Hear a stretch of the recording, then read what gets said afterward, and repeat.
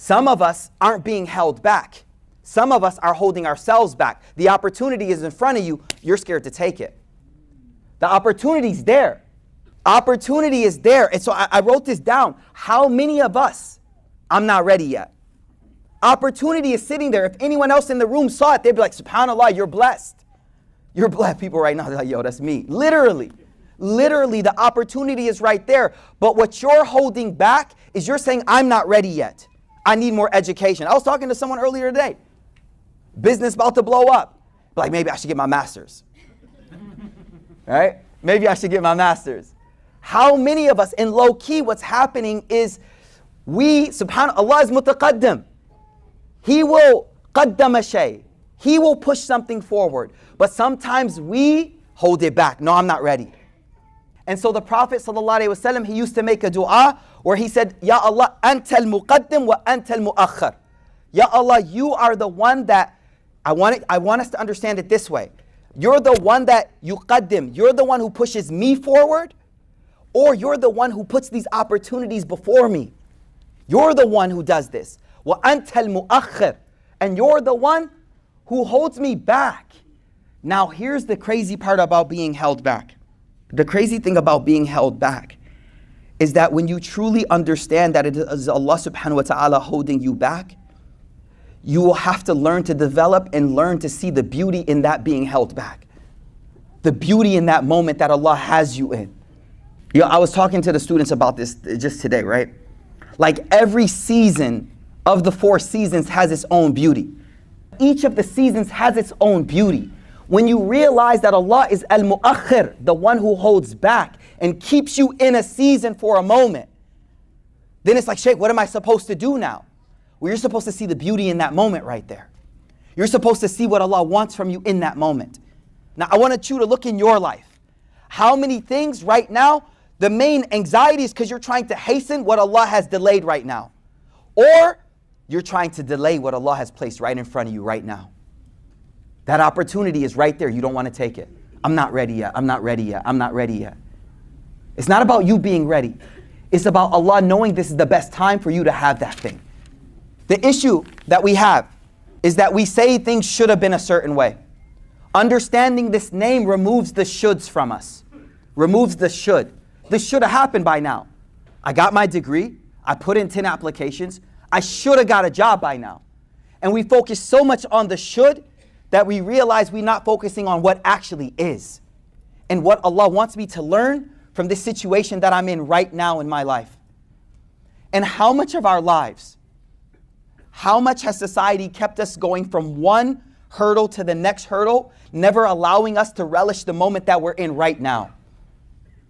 You ever hear an old head talk about the good old days back when they were in college? You know, like an OG, he's like, yo, yeah, college was like, yeah. And you're in college right now, like, I can't wait to get to work. Somebody who's married, like, yo, I remember being single. It was, man. Right? Like, talk to an old head, like, man, being single, man, yo. Like, there was a niceness to it. Freedom. Like a bird, you just fly. You know what I mean? I walk out the house, she's like, where you going? I'm like, yo. Yo. What you mean where I'm going? I'm going, man. What you mean? So like, it's amazing. We're so focused on where we think we're supposed to be, we fail to see the beauty of where we're at. Man, you ever been on a vacation with somebody who never can be at the place, they just gotta keep going to the next spot? Like some of us, we go to a place, we just like, let's absorb this, bro. And then one person in the family's like, all right, let's go to the next spot. Like, hold up. Let's be here. Like if you're single right now, right? And it's a grind out there, bro. I understand. It's a grind. No doubt, it's a grind. If you're unemployed, it's a grind. Let's be real.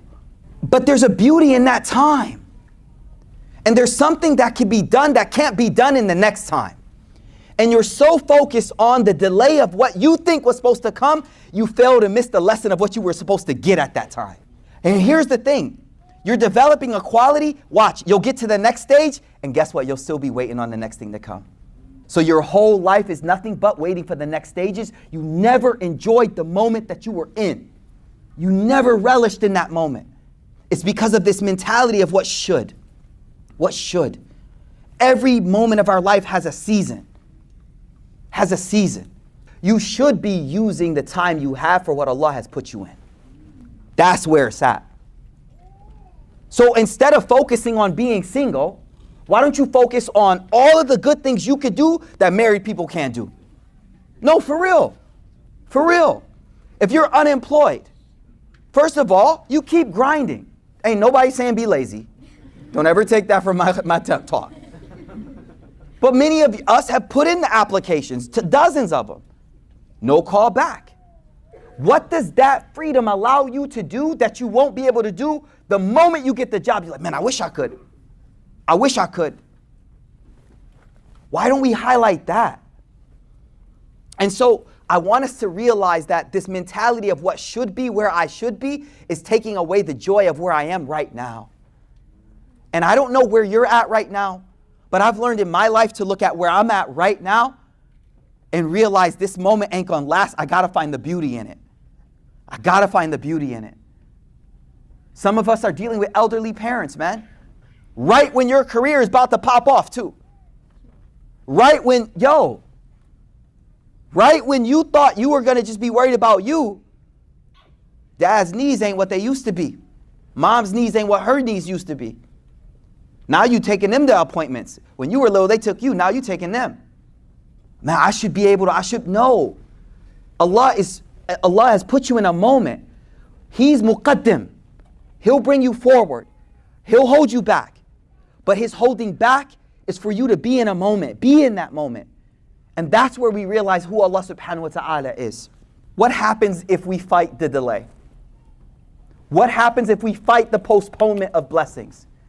There is a very profound hadith I want to share with you, where the Prophet ﷺ, he says, Gabriel came to me, فَنَفَثَ فِي رُوعِي, and he said to my heart, he spoke to my heart, and he said these words, listen closely. إِنَّهَا لَن تَمُوتَ نَفْسٌ حَتَّى تَسْتَوْفِي رِزْقَهَا. No soul can depart this world until it completes all of its provisions. Whatever is written for you, you can't leave until you get everything that's yours. Like that's your faith right there. That's your iman. It can't miss you. But it's not done. Then the Prophet said, فَأَجْمِلُوا فِي الطَّلَبِ. So seek out your risk in a beautiful way. وَلَا يَحْمِلَنَّ أَحَدُكُمْ. Listen closely. وَلَا يَحْلِمَنَّ أَحَدُكُمْ اسْتِبْطَاءُ الرِّزْقِ أَنْ يَطْلُبُوهُ بِمَعْصِيَةِ اللَّهِ. Don't let the delay of your provision force you to seek it in a haram way. That's where we get hit. Because of your should, you start trying to find ways to make it happen. And the Prophet literally told us, do not let the delay in rizq, don't let a delay in marriage force you to haram. Don't let a delay in the job force you, I went on Google Scholar and you know that job is haram. You know it. Don't let the delay in rizq force you. And now here's what's deep. The hadith ain't over. I thought I knew this hadith till today. He says next, فَإِنَّ اللَّهَ تَعَالَى لَا يُنَالُ مَا عِنْدَهُ إِلَّا بِطَاعَتِهِ. Because what God has written for you can't be gained except through his obedience. Hold up, you know what I realized? You can go the haram route, but you won't get what God was wanting you to get from that thing. You won't get the true barakah of it. You'll get a check. You'll get a check. You won't see the barakah of it. You'll get paid. You won't get the contentment from it. You'll relieve your desires and be stressed with anxiety and guilt and everything else afterward. You can't get what you're seeking. God has something written for you. There's only one way to get it. Wait for him to give it to you and seek it beautifully. Any other way, you're not getting what he wrote for you. You're not getting what he wrote for you.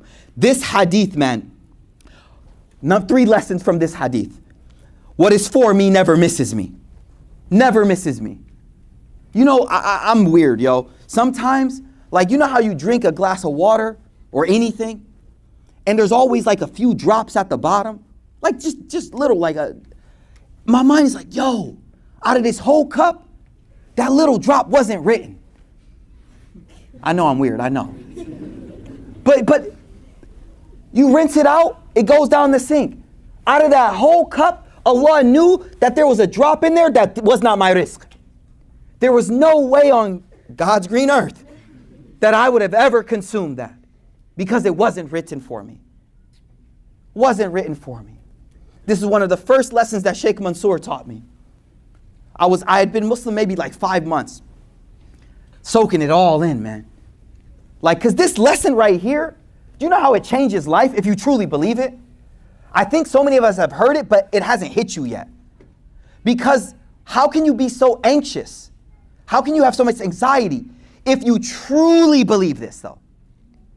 Now, I know you know it cognitively, but there's a dissonance. There's a dissonance. It's the yeah, but. Yeah, but. So I had only been Muslim like 5 months. And I was walking past the principal's office, right? And there was a box of Dunkin' Donuts on the table, yo. And where I studied, like it was like Hogwarts, yo. We dormed in the spot, right? It was really strict, all this stuff, right? That's a story for another time. So I walk in the office to talk to the Shaykh. And the donuts are sitting in front of him. And he's talking to me, but he could see me keep looking at the donut, right? So he goes, Mikaeel, have a donut. I was like, no. No, Shaykh. And I saw him. I was like, no, I'm good. He's like, no, eat it. Take it. Sit down. So I sat down, I ate it. He said, did you realize that was your risk? There was no way for you to ever not get it? And then he said a hadith to me.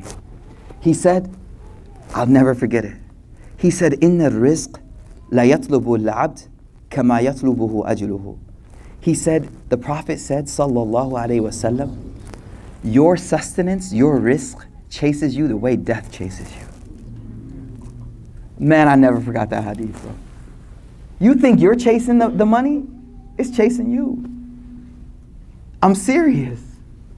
You're not chasing it, it's chasing you. You thinking you chasing shorty trying to get married? You probably are. You probably are. Don't do it here, do it somewhere else. Qalam ain't for that, yo. No, man, like risk chases you.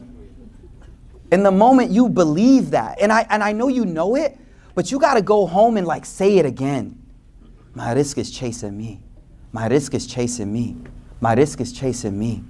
You gotta repeat it, man.